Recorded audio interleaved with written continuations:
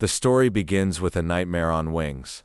Joel stands amidst a landscape stripped bare not by fire, but by a relentless four-wave locust army. Every green thing is gone, the wine has dried up, the grain is dust, and even the bark is peeled from the trees. This isn't just a natural disaster. Joel warns it's a day of the Lord alarm bell, calling the drunkards, the priests, and the elders to wake up and lament. The shofar blasts on Zion. A greater army judgment approaches, but the message shifts from despair to a desperate plea. Rend your hearts and not your garments. God isn't looking for a show of grief, he wants a return to his character.